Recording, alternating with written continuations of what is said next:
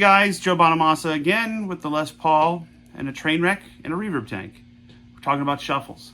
And one of my favorite slow shuffles is Jeff Beck group off the record Truth. Rock My Plimsoll, a very English way of singing Rock Me Baby. And the riff is kind of...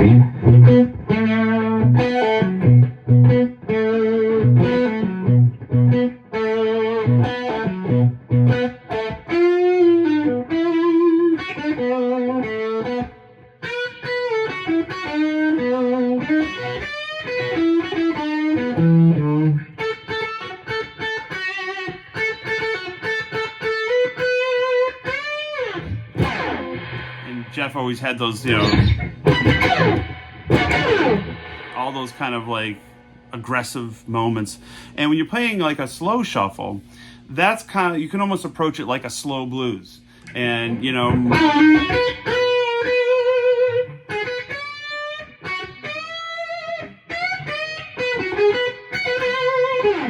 you have a lot more time, you know.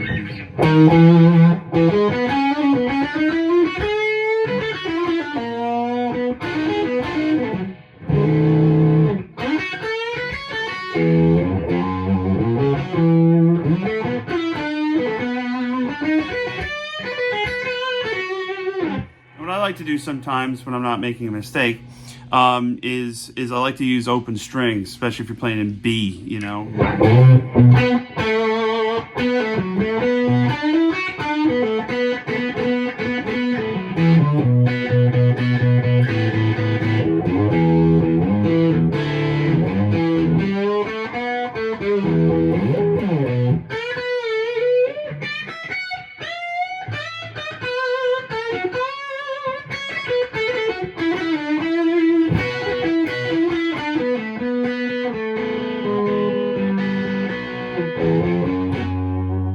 So it's kind of like a British approach. It's a Gibbons approach. He used a lot of open. Billy used a lot of open strings.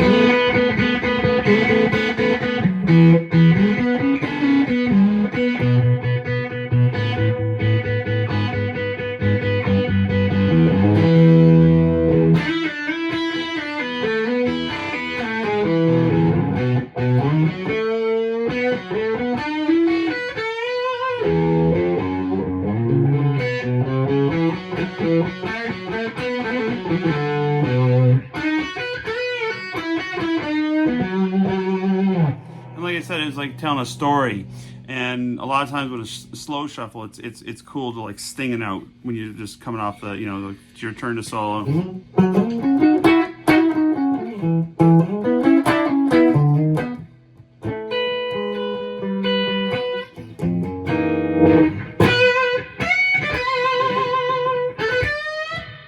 Kind of like Albert Collins or, you know, any of the great blues players of many years ago, they just would sting one just to get your attention.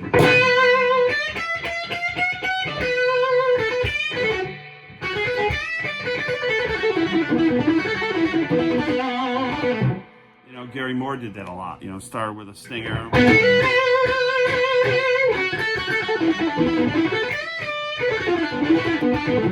And then play fast. And, you know, use of octaves and dynamics, you know, because if you're coming off the 5, you know.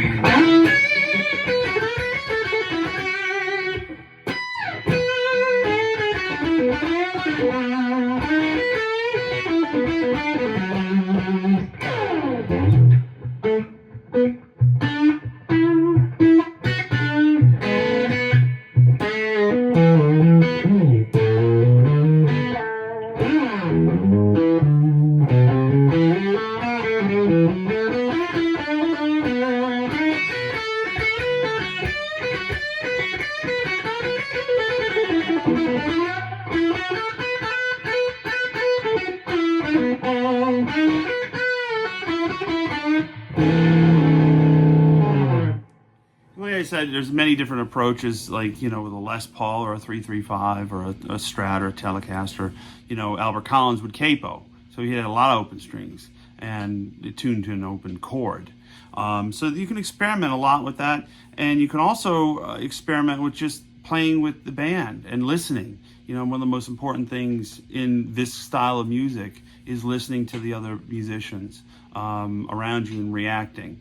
You know, if you hear something cool come from the keyboard player, then react to it. You know, same thing if there's horns or a bass or just, you know, some thing the drummer's doing. Go with them, you know, because that's the interaction that we all love and have learned from throughout the years.